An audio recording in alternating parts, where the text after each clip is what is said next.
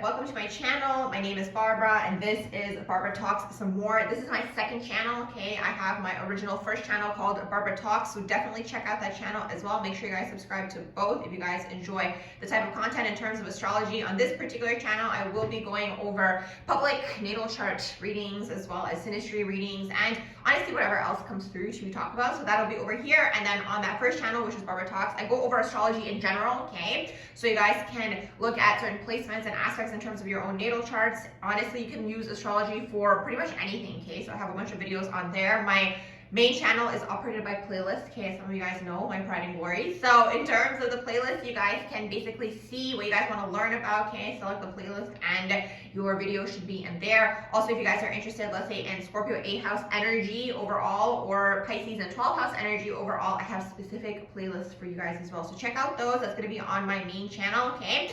And make sure you guys subscribe over there. And also I go live over there. So it's always fun to connect with you guys and to chat with you guys. If you guys are interested in your own natal chart reading, progressed natal chart reading, Sinistry reading, mini natal chart reading, the information for all of that is going to be in the description box below. You guys can select which reading you guys would like. An email window should pop up and then you guys can send me an email and we'll go from there. Basically, turnaround time and all of that, I'll always let you know in the email when I reply back to you guys because it always varies, okay, depending on volume. So that's basically that in terms of the readings. I do have other services on there as well and a shop. So if you guys are interested, definitely check all that out. It's going to be all on my website in the description box below. So today we're going to be going over Iketurner and Tinaturner's natal charts. Now, my disclaimers for these videos are, okay, first of all, I am not a psychologist, I am not a medical practitioner. We're going to be looking over these charts for educational purposes only. Information that does come through in these videos is alleged. And also, if you guys do have some of these aspects, doesn't mean that it's going to take place for you necessarily, especially when it comes to Sinistry. You always kind of want to look at the person overall, especially when we look at today's intense Sinistry. And by the way, also trigger warning, we will be talking about abuse and just like domestic violence as well. So if that is a sensitive topic for you, probably best not to tune into this video and to click off now, okay? So if you guys do have some of these aspects taking place, whether it's in your own natal chart or whether it's in your Sinistry chart, or if it's someone that you're interested in, doesn't mean it's going to play out that way with that person. But here's the thing, it depends. How evolved are the two people always with these energies, right? Usually when people are operating out of their unconscious and subconscious and they haven't worked on themselves, okay, which is usually the majority of the population until they start to wake up and heal and kind of go into the higher chakras and work on themselves, okay, most people are kind of operating out of the lower chakras overall, right? That's just the majority of the collective, again, until they make the decision not to and they make the decision to improve.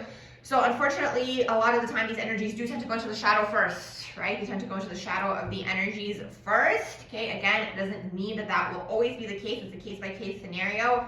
But I mean, today we're going to be looking at people who were born in the 30s, okay? Realistically, a lot of shadow energy here, okay, taking place. So it just is what it is. So let's go ahead and jump into it here, okay? So in terms of the birthdays for Iketurner, I have Iketurner here as November 5th, 1931, born in Clarksdale, Mississippi in the United States. I do not have a time of birth for him. I am looking at his picture right now. I wouldn't be surprised if he was potentially a Scorpio rising, but that would just have to be something that I would maybe have to focus on more and actually look at his chart. Okay, I also don't do chart rectification. Some people do in terms of figuring out the rising sign. I mean, I do it in terms of my own curiosity. I don't do it professionally is basically what I mean. But some people out there do, okay? If you guys don't know your rising sign, you guys can find someone who is more experienced in the area of astrology and they're going to ask you a bunch of questions in terms of your life experiences and then they can kind of assist you in figuring out what your rising sign is, okay?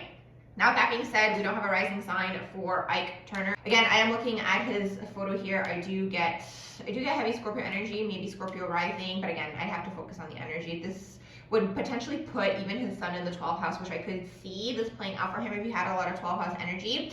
But regardless, I digress, okay? That's just a theory. We don't know, okay? So we're going to go based off of what we have here. We don't have his rising sign. Tinaturner, we do have her time of birth. So for Tinaturner, and here the rating is AA. So I'm not sure what AA means, but I know A is good, so maybe 2 A's means extra good. Regardless, okay, we're going to go with what we have. Here for Tinaturner, I have her here as the 26th of November, 1939, born at 10:10 p.m. And she is born in, or was born in, because she's not here anymore, but she was born in Brownsville, Tennessee, okay? So put in all the information here. to get a little bit more information to see as to what is going on with these two individuals. And then I put also their Sinistry charts here. Now, in terms of the orbs, I look at up to 10 degrees. Now, some people might not look up to 10 degrees. I look up to 10-degree orbs. Okay, so I put that information in here. There's so much going on in here, okay, in their charts. So what's really interesting is actually Tinaturner, I'm not sure if she was dating, but she had a kid with one of the band members from what I was reading online here. Now, I did not know that part of the story, but basically she was with one of the band members first, had a kid with a band member, and then afterwards, Ike, basically according to Google here, okay, what I found online, he quote unquote discovers her talent, okay? So I guess it was after she had the kid with the band member, which I guess was friends with Iketurner. Now, you know what's interesting? And again, you know, I'm not saying that people who have this aspect are always going to do this, but here's the thing, okay? I've noticed often and frequently with cis-het men, okay, because this gentleman over here, okay, Mr. Iketurner, he's got Sun in Scorpio, Mercury Scorpio, Venus in Scorpio, lots of Scorpio energy here, and then also he's got Venus in Scorpio, he's got Venus trine Pluto. I've noticed with these people, specifically the cis-het men, and this is also something you have to take into consideration when you're looking at these charts, because here's the thing, he is a cis-het male, okay, when I say cis-het, he's into women, right? And he's a straight man, and he grew up during the 30s, so like realistically misogyny was running deep during that period of time. And on top of that, he's got this feminine energy taking place in his chart, which is really interesting because it's like, again, especially back then, you know, cis-het men were not dealing well with these energies in their charts. Now, if you're a cis-het man today and you're tuning into this video, doesn't mean that this is going to be you. Do you know what I mean? It depends how much have you deconstructed, you know, misogyny, the patriarchy, all these things, right, to deal with the feminine energy within. But I find within cis-het men, when they have Scorpio in their chart, and especially again if they're more into like the masculinity aspect of things and really focus on that, and they're suppressing the feminine energy within, which Scorpio is, it tends to really go into the shadow within them, okay?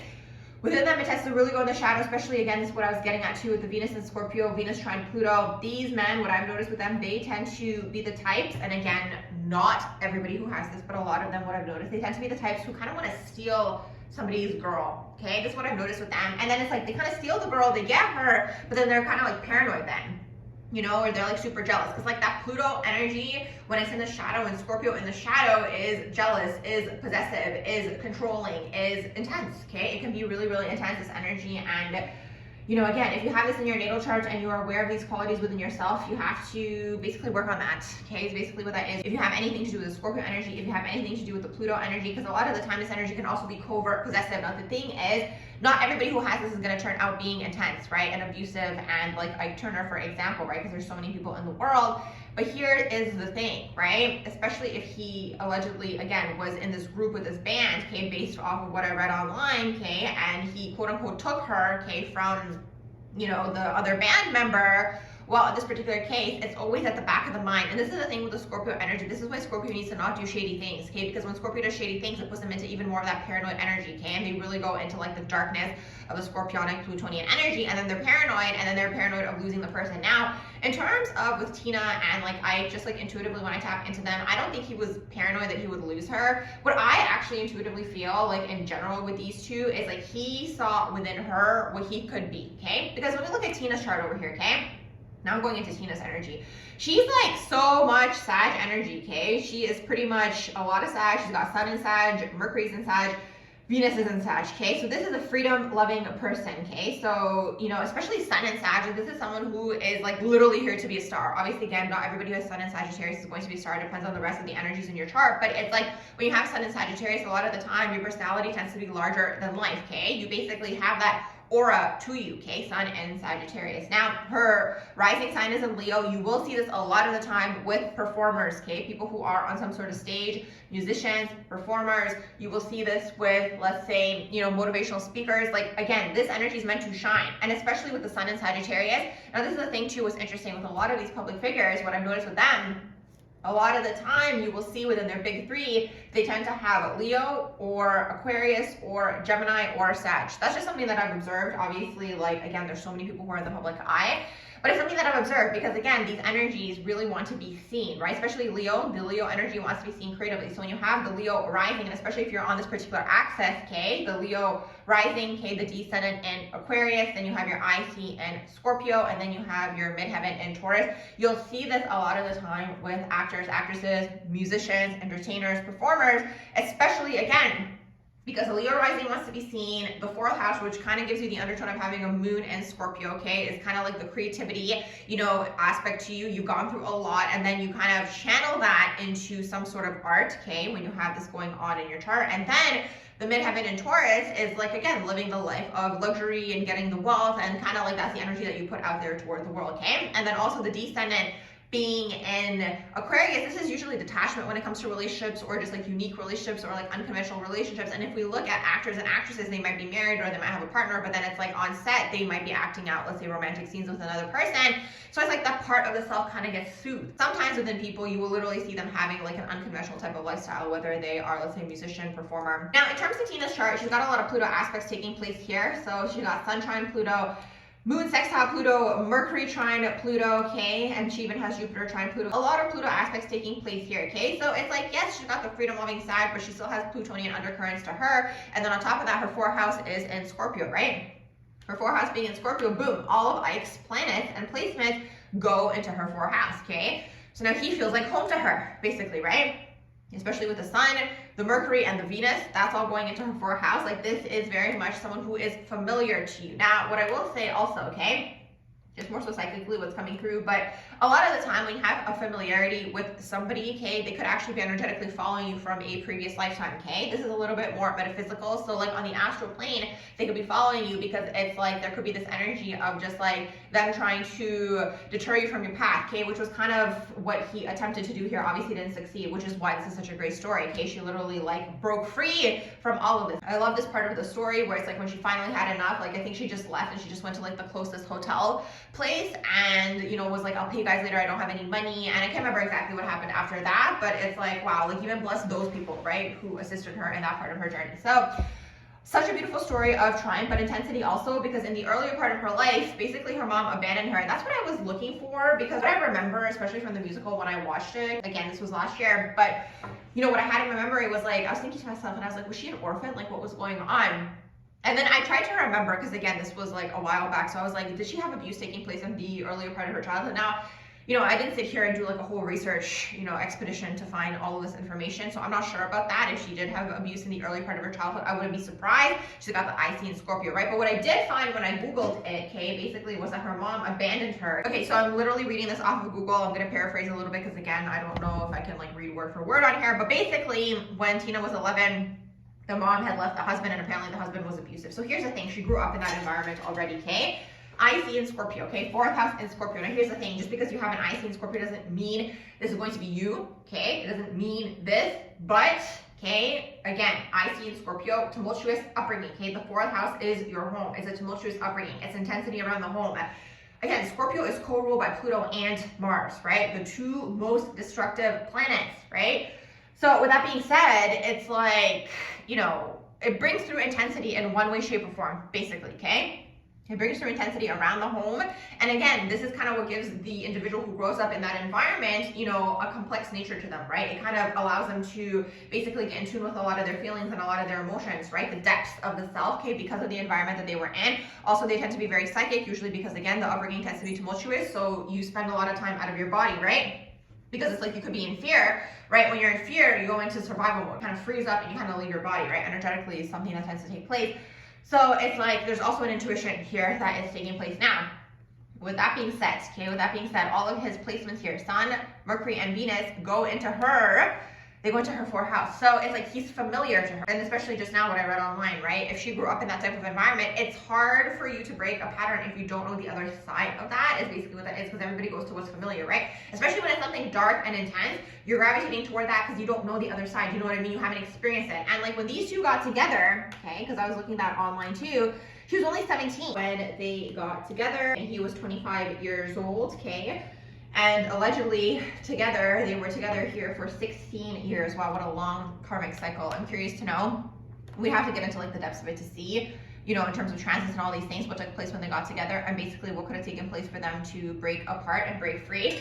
But here it is, okay? This is, you know, your classic intense Plutonian karmic type of relationship, okay? Something that is so Plutonian. I mean, this has Pluto written all over, okay? So let's go ahead and look at the Sinistry here between the two of them, okay? So again, we don't have his rising sign, okay? We don't have his rising sign. Now, You know, also, I wouldn't be surprised maybe if he was a Sag rising, have to sit down and do the calculations and see, and then his 12th house was in Scorpio potentially, and then all of these energies could have gone into his 12th house potentially, right? Because a lot of singers, you will see a lot of them, obviously not all of them, right? We'd have to sit down and look at everyone's charts, and there's so many people in the world, but there's quite a few of them that have, you know, the sun in the 12th house, Mercury in the 12th house, right? So I wouldn't be surprised if all of this for him was the 12th house, if his 12th house overall was occupied by Scorpio, and then maybe he was a Sag rising. The whole reason I'm saying is maybe potentially he was a Sag rising also was because her Venus is in Sag, and then the rising sign for him would be Sag, right? So it's like when you have Venus going into someone's first house, you really attracted to that person. You look at them as like your exact type. I mean, again, this is just speculation. I really have to sit down and like focus on it to see what it could be. But regardless, we don't have the rising sign here, but I wouldn't be surprised if all of this fell into his 12th house, okay? Now, I'm just looking at his chart here. Something else that I look at in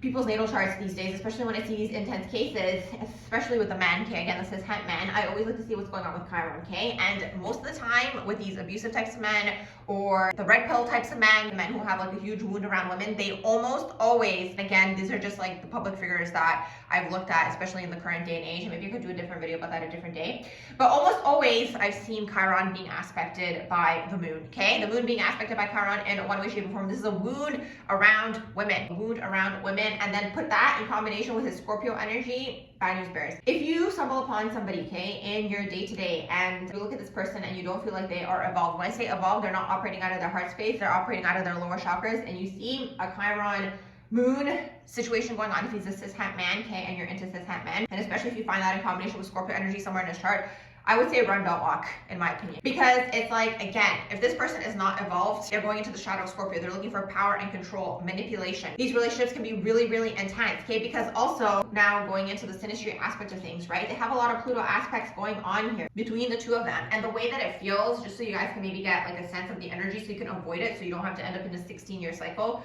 with this person. And the best way to learn is through other people. And a lot of these energies are really hard to break free from, especially when Pluto is involved, especially if you get enmeshed with the person, okay? Especially if you get super involved with them, not to mention like sexually involved with them, because then you guys merge and you're one. It's very addicting, okay? The energy, it's very intense. It's very much like, you know, when you have a lot of these Pluto aspects, it's a lot of sexual attraction. But the thing is, this is something to think about, because it's like when you have a lot of sexual energy present, okay, in a relationship, the whole reason it's present, well, one of the reasons is this is more so metaphysically. Obviously, you have the biological aspect of things. But here's the thing, right? When people talk about biology, it's like, if it was just like a biological thing, everybody would be sexually attracted to everybody, and everybody's not, right? So it's actually an energetic thing that's happening behind the scenes. But anyway, so with that being said, when you have a lot of this sexual energy present, usually it's Pluto's pulling you guys together, okay? And you're being pulled toward this person basically to clear something, okay? Energetically, or they could just be detrimental to you overall, which was basically the case here, right? So it's like when you have a lot of sexual energy present, it's like there's the opportunity for growth, because basically the sexual energy is bringing up everything that's chilling at the base of the spine. Both people are meant to evolve through this experience in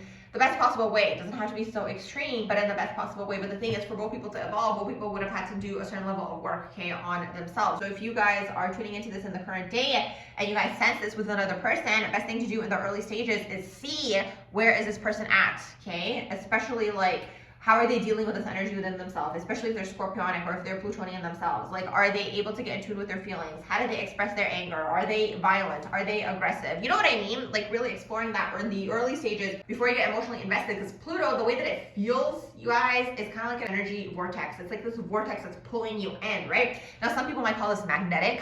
Some people might call this like, oh my gosh, it's so passionate. Oh my gosh, it is such a pull, right? But usually the way that I've seen this energy is like it's pulling you, and it's pulling you because it's like bad news bears, basically, is the way that I can explain it. Again, you guys have to discern, you're gonna have to discern for yourselves, but the way that it feels is like this vortex, and it's very enticing, and it's very much double energy. And a lot of the time, if you have a lot of a light energy, okay, and you have a high purpose in this lifetime, okay, or a high mission, you might have these people put into your path to try to throw you off. Now, here's the thing, right? It's ironic because it's like Ike, okay, within Tina, saw who he could be. That's my opinion, okay? He saw who he could be. And at the same time, I think he didn't like how much freedom she had energetically, right? Like, he was trying to hold that down. Scorpio energy in his chart, she's Sag. She's got Scorpio, she's got Sag. Like, he's trying to like hold that energy down. And it's interesting because in their Sinistry, something that I noticed here when I was going through all of this is there actually was a lot of Uranus aspects here. So this was supposed to turn into a relationship of freedom eventually, right? A relationship of mutual respect and freedom. and allowing both people to be their own person and do their own thing. But I feel like the higher up she went, he kind of started to feel smaller, and it kind of triggered that wound for him. Because here's the thing too that's going on in the synastry between them, which is so interesting to me. Well, before I get to that, another thing too, also that I noticed in Tina's chart, is the fact that she has, okay, she's got Chiron squaring Saturn. So she has a wound around masculines, okay, specifically masculines in positions of authority. Saturn can be the father. So this is another thing that I have yet to look at or like discover in terms of like looking at people's charts. But I have this theory, okay? I have this theory also kind of pending, right? Obviously, a lot more charts would have to be looked at to confirm this, and maybe you guys can also check with yourselves if you guys have this going on in a synastry or between you and another person in terms of your chart and the person you're attracted to. But what I've noticed is that, you know, when, let's say the cis hat man has the mother wound, okay, which is Chiron and moon aspected, and then the woman has the father wound, okay, which is Chiron and Saturn aspected, there could be this attraction to each other, right? Because they both kind of have this wounding around the opposite sex, right? So again, I haven't seen enough charts to confirm that, but that's just kind of like a pending theory that I have going on in the background, because it's like, I find it really interesting that she's got the wound around the father, which is a Saturn, he's got the wound around the mother, okay? And then father, mother perpetuates into your life in terms of masculines, feminines, right? And then in terms of your own masculine and feminine energy within. So I found that really interesting to be in her chart, okay? Now, going to their synastry here, okay? In terms of their synastry, what I found really interesting that actually really stood out to me was one of the first things I wanted to see was what's going on with Chiron, right? Because to continue looking at this theory in terms of the Chiron moon and then the Chiron Saturn, I want to see what's going on with the Chiron amongst the two of them. So look at this. His Pluto, okay? So this is Ike. Ike's Pluto, okay, is literally almost like right on top of, it's not, it's like a little further away in terms of the degrees, but it's like super close to her Chiron, okay? So what's Pluto? Power, right? Pluto is control. Pluto is domination. And, you know, her Chiron is here now, right? So he's creating this wound for her around power, right? So it's like he might feel powerless toward her. So it's like he's meant to heal that in this particular dynamic, right? She is meant to bring that out in him to heal his wound around power, right? Him potentially feeling powerless. Now that's another thing that happens with Scorpio energy early on, okay? Is Scorpio placements, you tend to feel powerless in the earlier part of your life, right? When you have Scorpio energy in your chart, and then later on throughout your life, you're trying to get power in that area. That's why Scorpios, when, especially if they're unhealed, I call this the pendulum swing. You go from being powerless in a certain area to trying to get power in that area and eventually neutralize somewhere in the middle and you surrender, okay? That's where you're meant to get to when you're on the Scorpionic journey, right? Especially if you have Scorpio placements. For example, Sun in Scorpio is connected to the ego. A lot of the time with Sun in Scorpios, I've noticed they tend to have abusive fathers themselves, or the fathers tend to be like really intense, or they tend to have anger issues, or they tend to be like verbally intense. Because here's the thing, Scorpio can be intense on a range. It can even be like psychologically manipulative or abusive, right? They can be emotionally manipulative or abusive. And then you also have physically abusive as well, the extreme version of the Scorpionic energy. Now that being said, if you have these energies in your chart, doesn't mean you're going to be like this, but it's like, again, you have to look and see, first of all, if you're looking at for yourself, how much have you evolved, and if you're looking at it for another person, how much has the other person evolved? Because it's like Scorpio deals with power and control because they have felt powerless, right, in the early part of their life at some point, okay? With the Sun, it could be connected to his father. You know, with the Mercury, it could be something connected to his expression of his throat chakra. This is Ike's chart, by the way, okay? With the Mercury, it could be the throat chakra. It could be something to do with the mind, the expression of the ideas. With the Venus, it could be with women overall, okay? Feeling powerless in this area, and then now him trying to dominate and control that exact same area. Sometimes with masculines, what I've noticed with them, and it's just my own opinion allegedly, is like, especially the ones who feel very powerless to women. So when they feel very powerless to women, it's like, what I've noticed is when they can't control their sexual desire for women, they then feel powerless to women. But it's like the way that it has been under patriarchy up until this point in time. And honestly, it's a shadow patriarchy. It's not even a real patriarchy, because if it was a real patriarchy, it would be all about like protection and actually providing. But anyways, like that's not what's going on down here, okay? Everything's inverted and backwards. So it's not an actual patriarchy, it's a shadow patriarchy, it's an inversion, okay, of the masculine energy. Is very shadow masculine down here. Now that being said, you know, again, you know, with this particular energy, it's like men, okay, because let's say cishet men specifically. This is more so, you'll see this in the older generations. Younger generations, like within them, I find them more like energetically balanced. And when I say younger, it's more so like Gen Z, what I've noticed within them and probably the future generations to come, because it's like, again, it takes like the older generations to clear that within themselves to heal it, right, for the future generations. So anyways, within Gen Z, I find them to be very balanced energetically, right, internally in terms of their masculine and feminine, but like older, okay, and depends, like millennials are kind of like half, it depends, right, with them. But you know, the older the generations are, it's very much like internalized misogyny. And when it's internalized misogyny, it's like also internalized hate towards the feminine energy within, right? So it's like, think about like someone, let's say, who's a cishet man, right, straight, allegedly, right? I mean, with him too, something intuitively that I picked up on, just like psychically, like Iketurner, I'm also curious to know if he was sexually abused at a young age. Just something that I picked up on psychically, more so it's not really something in his chart, but anyways, that's kind of when I was like starting to look at his information earlier before I even started doing this video. Anyway, so maybe some of you guys know some information about that. If you do, feel free to comment below and let me know. But anyways, you know, with them, right, it's like, again, you have to look at Scorpio as feminine. It's fixed feminine, right? So it's like, think about someone who grew up during a period of time who was like all about masculine energy, completely suppressing feminine energy within. And it's like the feminine energy within is the emotions, it's the feelings, it's the, you know, expression of the feelings, it's the intuition, it's all these things, it's more so traits, right? That gets suppressed and the energy still has to come out. Do you know what I mean? This is what's important to understand. It's like usually when an energy gets suppressed within a person, it still comes out.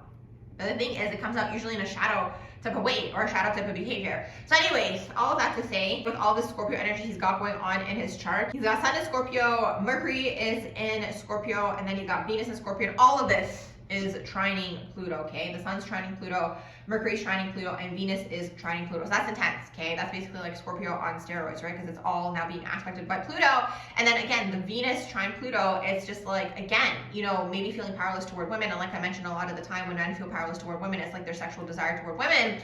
But the thing is, the way that I see it also, you know, anything to do with attraction and like sexual energy, you're usually attracted to someone because there's something in your energy field that is lacking that they have within theirs, right? So it's like if you can integrate that aspect within yourself, then you can have it too, right? But again, you know, shadow patriarchy, shadow male ego, and it's all ego, you know what I mean? And it's all about, again, you know, the masculine energy kind of not wanting to look at itself. Again, we are looking at people who are born in the 30s here, okay? I'm not talking about today. I mean, today honestly, I can't even say we've come too far. Like, we've come far enough, but it's like certain things that happen in the public, like in terms of media and so on and so forth, it's just like sometimes I wonder, and I'm just like, how far have we actually come in terms of like deconstructing all this? Anyways, so going back to the Sinistry energy here. So I was looking at that. So basically, yes, the Chirons I was speaking on, right? And then also, you know, what's interesting is his Chiron, okay?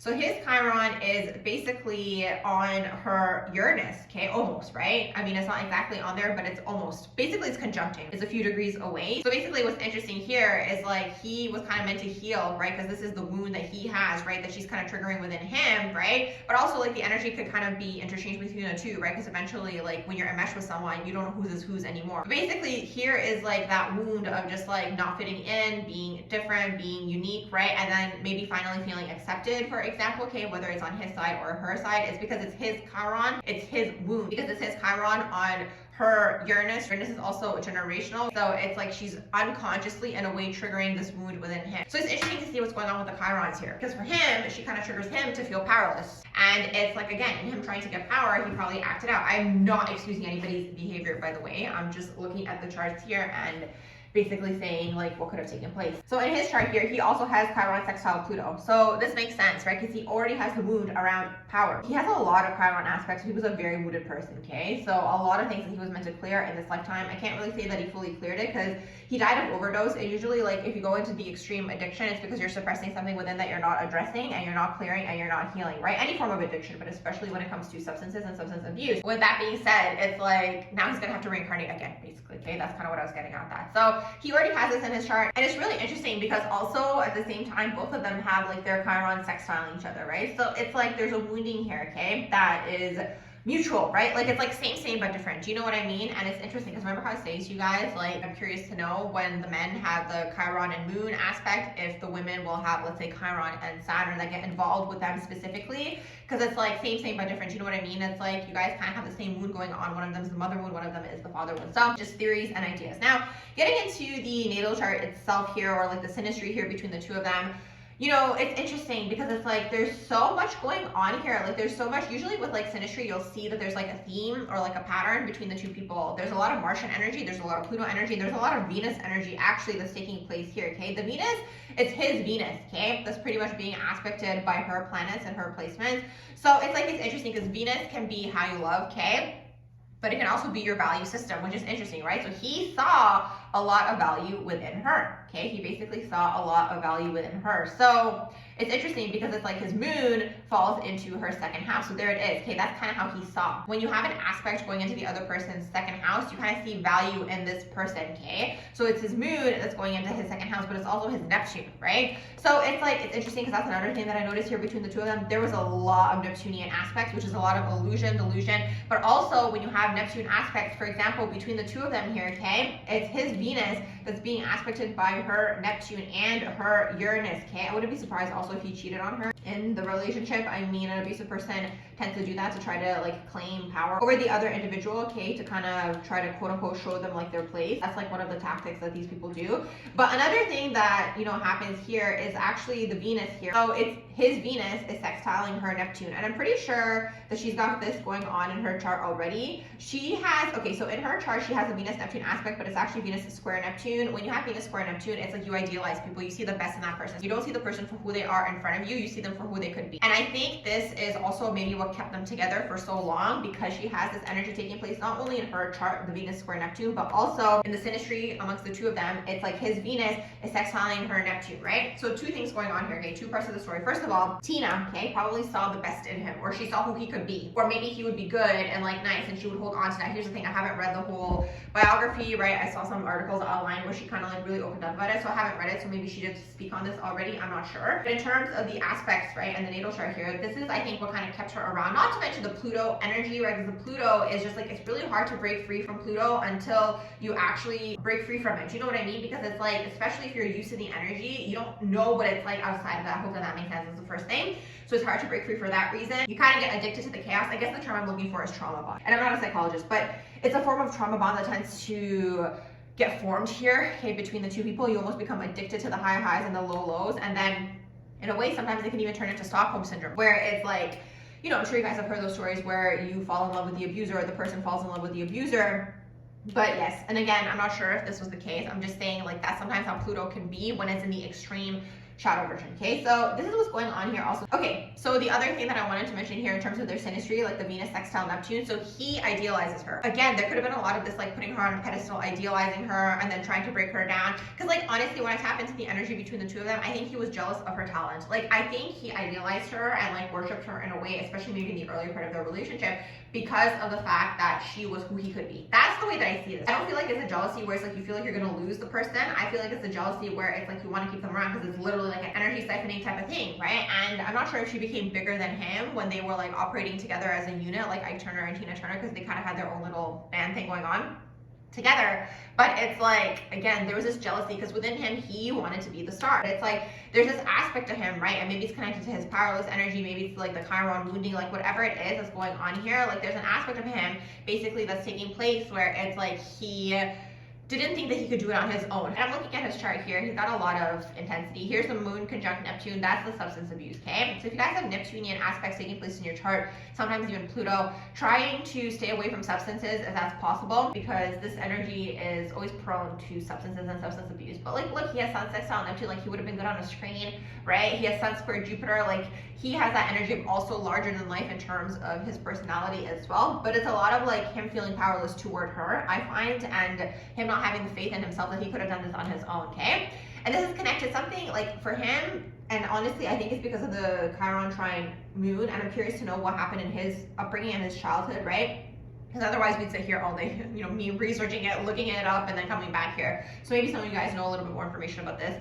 But anyways, like just psychically, intuitively, what I'm picking up on, like I feel like there's something connected to the mother here, okay? Something here going on with the mother or something of that sort. Like I'm not sure if she like belittled him, something, okay, taking place here where it's like he didn't think that he could do it on his own, so he kind of latched onto her energetically, but also karmically, just like psychically also. It's like from a previous lifetime he's kind of following her, right? Like he was actually trying to throw her off her path energetically. Like it's such an interesting complex relationship between the two of them, because there's a lot of like him idealizing her. I'm sure this is like the typical narcissist relationship where it's like the person idealizes you but then they hate you at the same time because they can't be you, because they feel powerless for whatever reason. But it's like if they were to look at themselves, this is what I mean, right? With the shadow masculine energy, the shadow masculine energy never wants to look at itself. Do you know what I mean? Like if the shadow masculine energy was able to actually sit down and like take off the veil of like grandiosity, because here's the thing, what I've noticed with masculine energy in general, like shadow masculine specifically, people who operate predominantly out of the masculine energy, right, in general in this world, they all have some form of grandiosity, okay, connected to them, right? Because that's just like the world that they've grown up in, right? And that's what I've noticed with them. Doesn't matter whether they are insecure or not. They also have some sort of grandiosity connected to them. They also have some sort of entitlement connected to them. And it's like the ego is very fragile. And it's like the ego actually has to die for you to get in tune with your heart space to clear and to heal. So that's just something in general in the world, but especially, again, people who are born in the 30s, right? So anyways, the whole reason why I said that he probably cheated on her, or I wouldn't be surprised if he did, because in the dynamic between the two of them, they have Venus opposing Uranus. And that was another thing that I was curious about too, and I didn't get a chance to look at before I started this reading. But I was curious to know if he was already with someone himself when the two of them got together, which would kind of confirm this Venus opposing Uranus aspect, right? When you have like a Venus-Uranus aspect in Sinistry, usually the two people get together in terms of like, it's an exciting type of getting together. Maybe this was like him, you know, taking her away from the other guy. I don't know if her and the other guy were like dating still, the one that she had the baby with. But this is like, when you have Venus-Uranus in Sinistry, it's usually some sort of dynamic that's like exciting. Do you know what I mean? Or it's like, I guess Pluto would be more so forbidden, but it's like Venus-Uranus is like, you'll see this a lot in like infidelity types of situations, or even if you have this aspect in your chart. I'm not saying everyone who has this is going to be, you know, not faithful. I'm not saying that at all. It's just like these people, if you have the aspect in your chart, you're looking for excitement always. If this comes up in a Sinistry, it's usually something that's unexpected, right? Uranus is sudden unexpected change. So it's like these two people might meet, let's say at work, for example, and they both have partners, and it's like they have a spark, right? Now, are they going to act on it or not act on it? That's up to the people, right? And like their morals and values. That's Venus-Uranus. So I'm curious to know when these two got together. Because like, again, I'm not sure about him, you know, and his history here, but it's interesting because I was thinking about that before I started this even. I was thinking about that and I didn't get a chance to Google it, but I'm curious to know if he was already with someone, okay? But maybe she was with the other guy, right? So there's something here, okay, with the Venus-Uranus energy. And then throughout the relation with Venus-Uranus, right, like there could be the energy kind of looking for excitement. So it's like if you have Venus-Uranus going on in your Sinistry, it doesn't mean you're going to get cheated on, okay? Again, it's not a one-size-fits-all. It's just you need to keep the relationship exciting, basically, right? Like for one and both of the parties, it's usually the external planet person who's triggering the internal planet person, right, with all of these external placements. And it's interesting they have this going both ways, okay?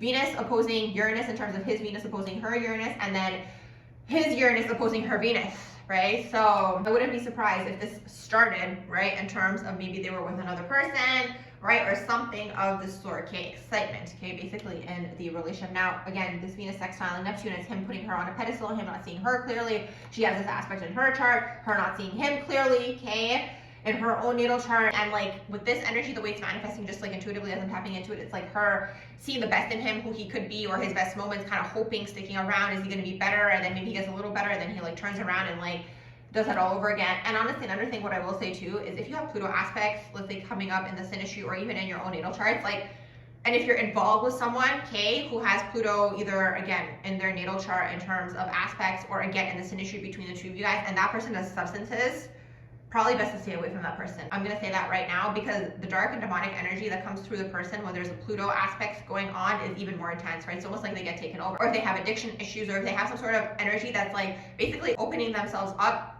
to other entities. And again, I'm not taking the responsibility away from the person. Like, I'm not saying it's the entity that's doing this, but it's like, it's still their fault for opening up their vessel. Do you know what I mean? So again, okay, if you see this in a chart, and again, you know, depends on the person, right? But a lot of the time, once again, if it's a cishet man and he has this energy, you know, the feminine energy within the chart, and he has something that he hasn't addressed emotionally on an emotional level, okay, he could have the tendency to go toward addiction. He could. This could be also within a woman's chart, right? Let's say she hasn't addressed it. I'm just saying that within women with feminine energy in their chart tend to operate better than cishet men, right, who have completely suppressed the feminine energy within, and overall in society, right, has taught them to be that way. They tend to do worse with the energy than, let's say, a woman would. Like, a woman would be more open to it. That's kind of what I'm trying to get at. A woman could still have the same outcome. Like, she could also be intense with the same energies if she's suppressing the energy within, if she's not addressing issues, if she is not addressing problems. But it depends how, again, open are the people to changing and growing and evolving. If you're dealing with someone who is more so in narcissistic qualities, grandiosity, has a fragile ego, this person isn't going to want to look at themselves. All they're going to do is project, right? So in this case, he's projecting all of his anger onto Tina as if she is the issue, which is like, in a way, she is triggering him, but it's like, it's not her. It's his own stuff that's coming to the surface that he has to address within himself. It has nothing actually to do with her. It's just the nature of the relationship. It's, again, bringing all the stuff that's at the base of the spine. That's what Pluto relationships do. They bring the stuff that's at the base of the spine. So once again, if you guys are getting involved with someone who has this energy, or you guys have it going on between each other and they're not ready to look at themselves, and they could be more in the ego, they could be like completely the type of person who projects and deflects, probably best to stay away from that person. Probably best to stay away from them, because you're going to trigger them indirectly and they're going to project onto you. They don't even have the awareness to say that it's you that's like quote unquote triggering them. It's just like they feel a certain type of way and then they project onto you because like you're the scapegoat, right? That's like how these types of things tend to take place. And it's like, no, it's their own stuff that they're meant to look at, right? So this is the thing. If you're in a situation like this, you have to look and see in the early stages, if you feel that vortex energy taking place, check and see what's going on with that person, test them, okay, and see. And if you can stay away, probably best to stay away. It's really important to look at the other person and see how evolved are they, okay? That's what it all comes down to. Mars square Mars, okay, here's more beef, okay? His Mars is in Sag, her Mars is in Pisces. This is like a battle of the egos, okay? Mars square Mars, but it's interesting because this could be a good business dynamic, right? Because it's like Mars can be the goals and the drive and the ambition. So it depends how you look at the relationship, right? Is it romantic or is it not? So yes, a lot of intensity here, okay, between the two of them. His Mars is conjuncting her Sun, so basically this is another ego situation, right? This could be a battle of the egos again, okay? It's just like in his energy, because he's got the shadow Scorpio, feels very dominating and feels very domineering over her, which is so interesting because she's got all the Sag, and Sag actually masculine energetically, and he's more in the feminine with like the Scorpio energy as well. But again, this is something to do with his own stuff. Everything always comes back down to the other person, right? So anyways, Mars conjunct Sun. In a relationship, it's like the two egos can be on the same page. This could be another good business relationship, okay? This could also be another type of relationship where like the two people boost each other up, right? When it's in the divine version, but in the shadow, it's like triggering ego battles again, okay? Here's all these Venus aspects. So his Venus is opposing her moon, his Venus is conjuncting her Sun, and then his Venus is squaring her Mars. So the Venus square Mars is another energy that you will see a lot of the time in people who feel like they are in some sort of twin flame relationship, let's say with the Venus square Mars. But it's interesting because it's like, it's so interesting to me because it's his Venus and her Mars. Her Mars, okay, is her masculine energy within, and then his Venus is the feminine energy within, right? So it's like, again, he's kind of going more into this, like, again, more feminine submissive role in this dynamic, right? So in a way, she emasculates him. I don't think she's doing it on purpose. It's just her energy field, right? It's quote unquote emasculating him. So it's like, again, this is going to bring through attraction. It's going to bring through, you know, passion. It's going to bring through sexual energy between the two people. But also, again, where the sexual energy is present, it's an opportunity for growth, and you know, it's an opportunity for the person to look at themselves, but it depends. Is the person actually going to look at themselves? They have moon opposing Mars, another conflict type of energy, another aggressive type of energy taking place here. It's her moon, so it's the sensitive part of her that's opposing his Mars, okay? This is another him getting triggered again, okay, by her, right? So again, this could be a lot of anger, this could be a lot of aggression, this could be a lot of intensity. And again, I'm not saying if you have this in Sinistry, it's going to be for everybody, right? Depends on the people, again, okay?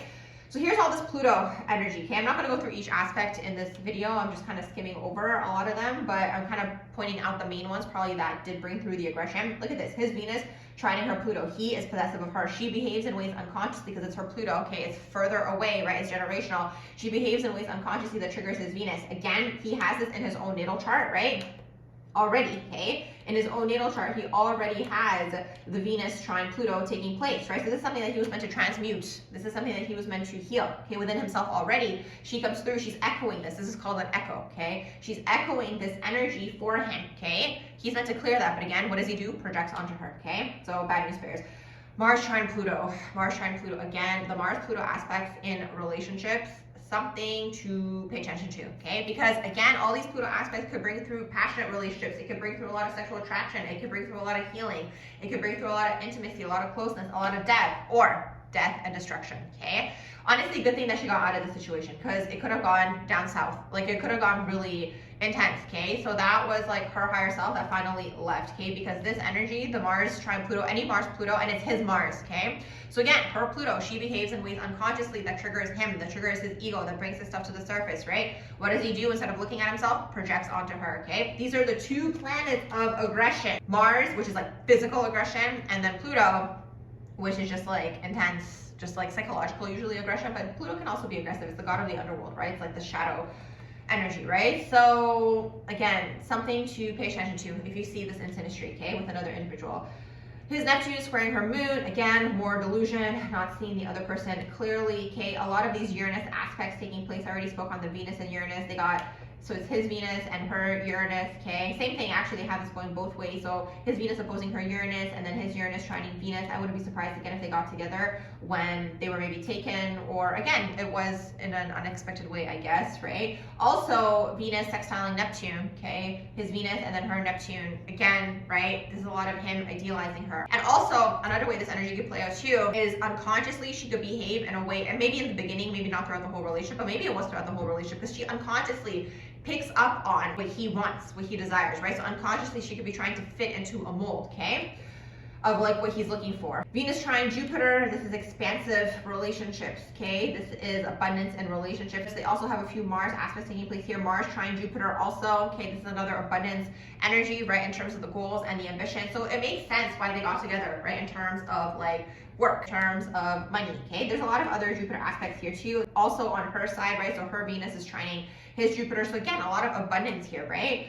A lot of abundance, but then at the same time, there's like Saturn aspects taking place here too. Saturn square Saturn, another battle of the egos, who's going to be the authoritative one, okay, in this dynamic. And I'm just checking here, I'm just like skimming through the rest of these energies, right? There's a lot of Neptune, right? A lot of like illusion, disillusionment, right? And like, here's the thing with Neptune, again, right? It's like you see the person through this rose-colored lens. You see a dream. You project onto them who you think they could be. And it's like this could be happening on both sides, but mainly for him. Then he feels like he got deceived, or he feels like he got betrayed because maybe the person's not playing out like their fantasy. But it's like that's what Neptune does in these situations, right? So then it's like the person might feel deceived by the other person, but it's like it's Neptunian. There's this fog. You don't see the person clearly. That's pretty much that. In terms of like the Uranus aspect here, ultimately this, you know, in the best case scenario would have been a relationship which was like deep, had a lot of freedom, a lot of freedom to express, a lot of freedom to be the self. But unfortunately, when people are unhealed, they're unhealed. What can you do? Now, another thing that I also noticed when I was looking at their natal charts in terms of the houses was his Pluto, which is in Cancer, okay, goes into her 12th house. So he picks up on a lot of her unconscious, and he uses that to manipulate her. So it's like maybe there was physical abuse, but maybe there was also a lot of psychological abuse or emotional abuse or like mental abuse that was taking place here, because it's like he is able to hook into her unconscious. In the divine version, you feel like this is a spiritual connection. You feel like this person gets you. Do you know what I mean? Do you see how people can kind of get caught into this whole web, right? Where it's like literally like idealization, right, of the person, and then maybe the other person who is just like shadowy destructs that, you know, fantasy or the idealized version. She also has Pluto in her 12th house overall in her chart taking place, so she basically carried over her unconscious from a previous lifetime, okay, into this lifetime to clear, okay. I would say she has cleared what she was meant to clear in this lifetime. This was a huge karmic, this is a karmic situation, a karmic dynamic that she was meant to break free from. I see this as her breaking free from it, okay, because she was able to leave him, okay. If she had continued with him, it would have gone really bad. They're both crossed over, so it's not like I'm going to speak anything into existence, but you guys can use your imagination, especially with the Mars Pluto. Bad news bears, okay? Bad news bears, but look, she, you know, had her triumph in the end. She escaped from him. She completed whatever she was meant to do down here in this particular lifetime, okay? And it's interesting, they both have Pluto retrograde, so they're both kind of coming through in this lifetime feeling powerless, okay, from a previous lifetime. With him, a lot of his powerless energy is connected to the feminine, is connected to the feminine energy within, and his hate toward that, okay? Maybe, again, it's a lot of self-hatred because he does have a lot of the feminine energy within, okay? The moon in Virgo is also feminine, right? Even though the earth plane is very shadow masculine, you know, in astrology, Virgo is a feminine energy. And it's a very psychic, intuitive energy, you know? And the more she became a star and the more she kind of came into her power, he felt more powerless, which, not just that, like I'm sure there's other issues. Obviously there's more underlying issues here that like led to his addiction, but it really kind of, you know, put him more into like a self-hatred type of energy is really, really what that is, which like this is something that he was meant to overcome in this lifetime. So he's coming back to do it again in a different form, and she broke free essentially, which is amazing for her. So that's pretty much what I have for you guys for this Sinistry. I do hope you guys enjoyed this video. If you did, please do like, share, and subscribe. Make sure you guys subscribe to my other channel, Barbara Talks, and I hope you all have a beautiful rest of the day.